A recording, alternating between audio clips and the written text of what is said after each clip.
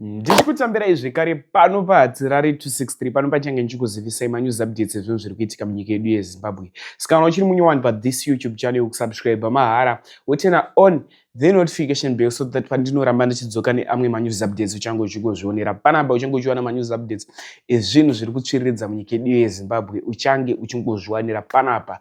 Hatsirari 263 hatsirari musi watamuka tichidedemura manews updates ezvinhu zviri kutsviridza munyika yedu yeZimbabwe. Vadikani, ndine video randinaro iri ividhio raprophet Makandiwa. Prophet Makandiwa vobuda vachidzidzisa amwe mapastors, vachidzidzisa vanhu vanotungamirira chechi. Even kuchechi kwaunoenda iwewe kune tunyaya kunoenda vamwe vanhu handisikuri munhu wese. Kune tunyaya ichoyo tinenge tichibuda zvinzi ndinganonyepa wakazoona here munyepero wakaita paipai anotenga vanhu. Ndozvavanga vachitsiura vachiti kana uri prophet usatenge munhu. Zviri nani kubatsira nepese paunogona napo kuite kuti iwe wobhadhara munhu kuti uprove kunyika yeZimbabwe kuti uri kuporesa vanhu asi zviri kuramba. Hanzi naProphet Makandiwa isusu takatombonamatira vanhu vairwara vakazofa. Ndimwari anenge avatora kuti uda kubva waprove vanhu kutenga munhu waya ichanga ari kurwara ubva waita ngo munamatira paipai obva apora.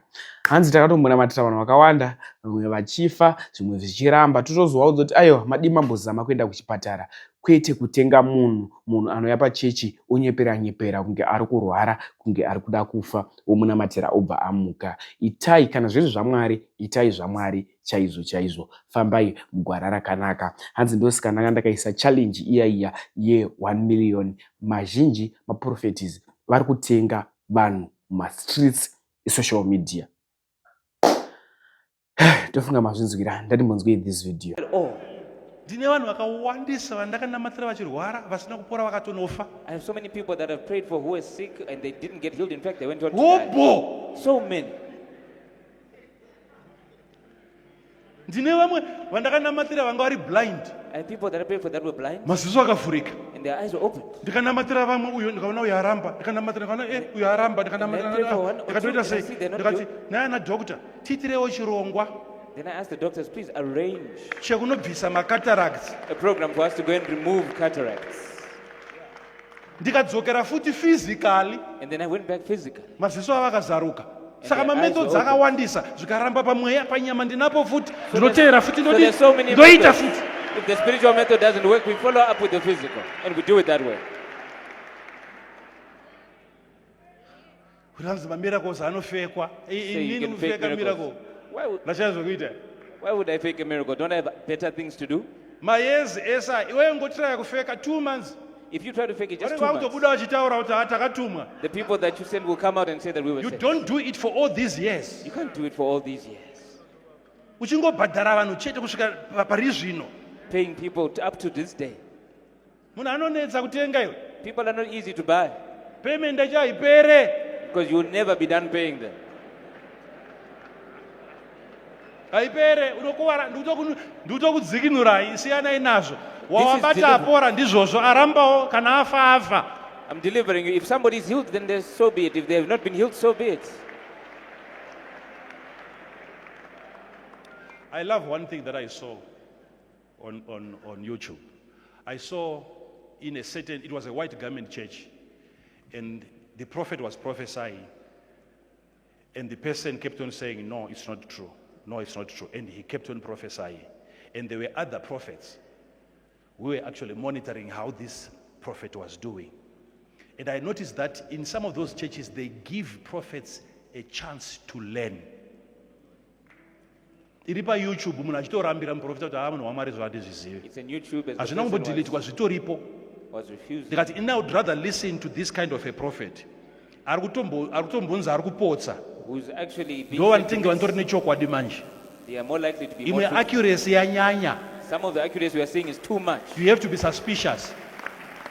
ukaona munhu achitombonoisa payoutube achirambirwa kunzi zvamataura handizvo zvoiswa payoutube If you see somebody pane being prepared kakutombono honest. to put it on YouTube, Number with one. Number somebody, two, chechi iyoyo iri kutotraina better prophets. and that church is actually training better prophets. Iwe ndikakuti profita panapa haumbofa wakatraya because unoda kumecha standard. If I tell you to prophesy here, you'll never try because you want to match the standards. Ndikakuti profita ipapa If I tell you to hausi prophesy, tomboda kutombopodza. You don't- So there is you no don't even room want to for miss. learning. So we are never going to have better prophets.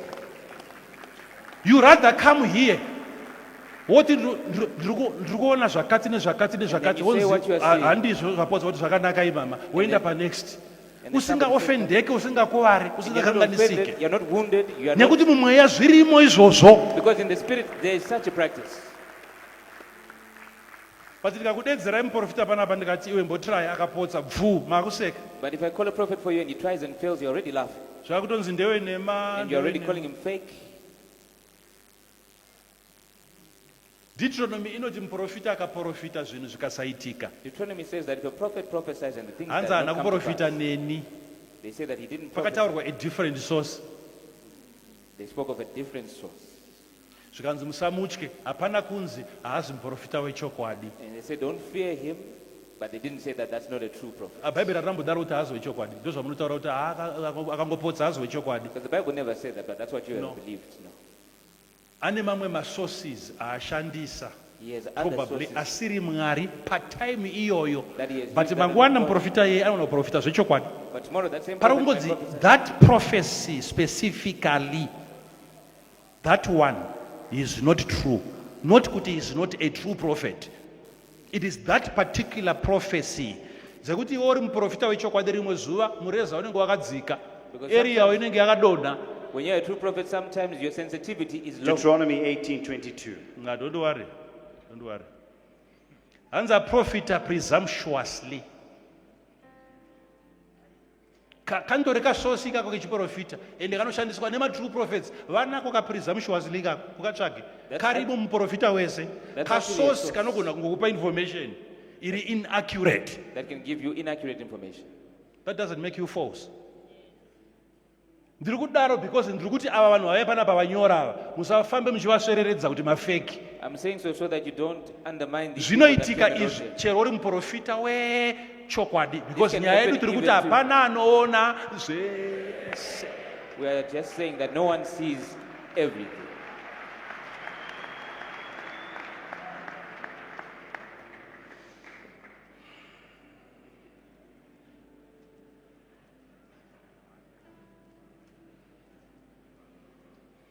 Hello. Hello. Hello. Saka iwe unofunga kuti kusvika patasvika apa nhasi So you think for us to get to where we are now, ndakaprofitwa kangani inini how many prophecies have I received? ndichinzi handisvike panapa. Being told that I would never get here. But dai ndakazvitenda ndaisvika here pano. But if I believed in that, would I be here? No. I would have made their prophecies to be true. Nefear, Through fear. kutya. Fear. Kuti pese pauri kufambira ukangoona katsi yakurosa road wakutotena wakutodzoka pane Wherever you walk, you zvaitika. see a cat crossing the road. you're Unonzwa already zizi taking rachema the path. panze iyo pamba pakazara makonzo. Whenever you hear an owl hooting outside, and yet the house is Handizvo full of zvezvi. rats. Kuzeza kuenda kumusha unototya kuenda kuruzevha pakrismas kuti And you're afraid to go to your village at Christmas. kuna mwana wamwari anorarama life yakadaro. There's no child of God who lives that kind of Hakuna. lifestyle. Hakuna. There is none. Hakuna. Hatichisidzirwe life, hatichisidzirwe in a dream, hatichisidzirwe You mavisions. can't be scared, can't be frightened in a dream, in real life, in a vision.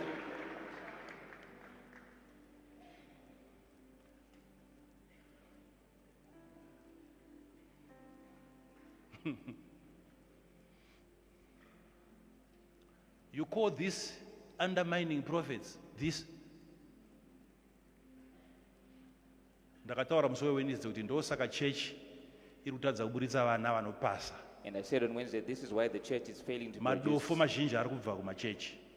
because many failures, academic failures, are coming from the church. Vari kulidwa nani? Vari Who's kulidwa leading? nemadofo Other failures kumachechi iko. in those same isusu vanhu maspiritualists we spiritualists. tiri kubhodha padhuze dhuze kuvhiringidzika pfungwa nezvinhu zvemweya zviri padhuze ukasave kefu Insanity and these things of the ukasave spirit. kefu a very zvinhu close zvemweya border. izvi nekukanganisika zviri padhuze nepadhuze If you're not careful, there's a very thin line between going insane and these padhuze spiritual ibhodha practices. rebotswana nezimbabwe padhuze nepadhuze It's as thin border as the border between Zimbabwe and Padhuze. Botswana. Very close. that's why uchiona kuti isusu tikasabatsirwa namwari That's why you see, if we are not tine helped by kamwe God, kakurwara katinoita pabasa ramwari kakurwara kekuti There's a kind vanhu of vanoti kumunhu ari right heroyo where you start to wonder if this person is okay.